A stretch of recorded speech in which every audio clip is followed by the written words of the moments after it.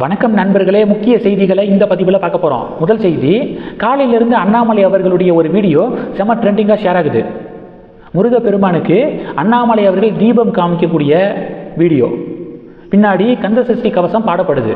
இந்த வீடியோ தான் ட்ரெண்டிங்கு. இந்த வீடியோவுடைய பின்னணியை ஆய்வு செஞ்சு பார்த்தீங்கன்னா, பாஜக இன்னைக்கு ஒரு முடிவு எடுத்திருக்காங்க. மக்கள்கிட்ட ஒரு வேண்டுகோளை முன் வச்சிருக்காங்க. இன்னைக்கு பிப்ரவரி 23. இன்னைக்கு முருகனுக்கு உகந்த திதியான சஷ்டி திதியும் உகந்த நட்சத்திரமான கார்த்திகை நட்சத்திரமும் இணையக்கூடிய நாள். ரொம்ப அற்புதமான நாள். இன்னைக்கு பிப்ரவரி 23. இன்னைக்கு ஒன்று கூடுவோம் சஷ்டி பாடுவோம் அப்படின்னு சொல்லிட்டு இன்னைக்கு தமிழகம் முழுவதும் இதை நடத்த பாஜக முடிவெடுத்திருக்காங்க. மக்கள் வீட்டில் முருகப்பெருமானுக்கு விளக்கேற்றி கந்த சஷ்டி கவசம் பாடணும்.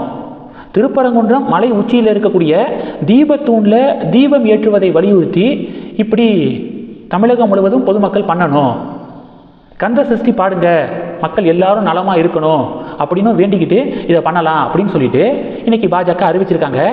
அதன் எதிரொலியாக தான் இன்னைக்கு அண்ணாமலை அவருடைய வீட்டில் முருகப்பெருமானுக்கு கற்பூரம் காமிச்சு கந்த சஷ்டி கவசம் பாடுறாரு. இந்த வீடியோ செம்ம ட்ரெண்டிங்காக ஷேர் ஆகுது. ஒன்று கூடுவோம் சஷ்டி பாடுவோம் அப்படிங்கிற தலைப்பில் நடக்குது தமிழகம் முழுவதும். ரெண்டாவது என்ன அப்படின்னா, நீதிபதி ஜி.ஆர். சுவாமிநாதன் இருக்கார்ல, அவர் தரமான சம்பவம் பண்ணியிருக்காரு.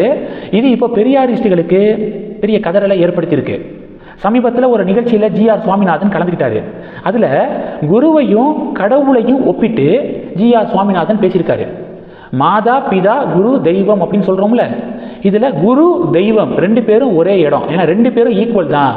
குரு தான் தெய்வம், தெய்வம் தான் குரு அப்படின்னு சொல்லிட்டு ஜி.ஆர்.எஸ் பேசியிருக்காருங்க.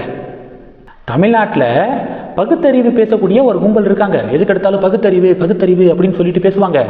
அந்த கும்பல் இப்போ நான் அப்படி பேசுகிறேன்ல, கடவுள் குரு இவங்களை ஒப்பிட்டு பேசுகிறேன்ல, உடனே காட்டு மிராண்டி, அயோக்கியன், முட்டாள் அப்படின்னு சொல்லிட்டு பேசுவாங்க.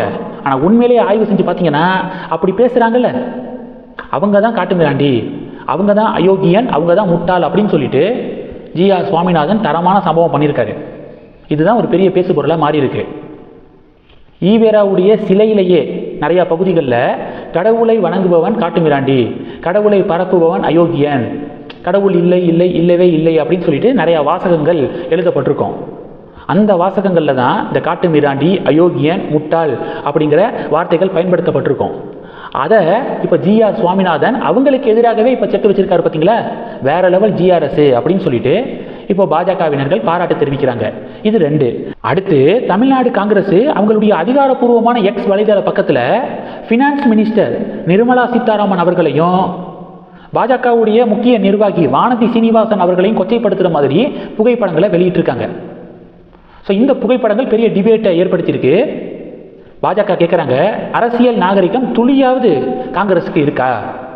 அது சரி, உலக அளவில் மிக முக்கியமான சமிட் நடக்கக்கூடிய இடத்துக்குள்ளே போய் ஷர்ட்லெஸ் ப்ரொட்டஸ்ட் நடத்தின பார்ட்டி தானே நீங்கள், உங்ககிட்ட இருந்து அரசியல் நாகரிகத்தை எதிர்பார்க்க முடியுமா அப்படின்னு காங்கிரஸுக்கு பதிலடி கொடுக்குறாங்க பாஜக.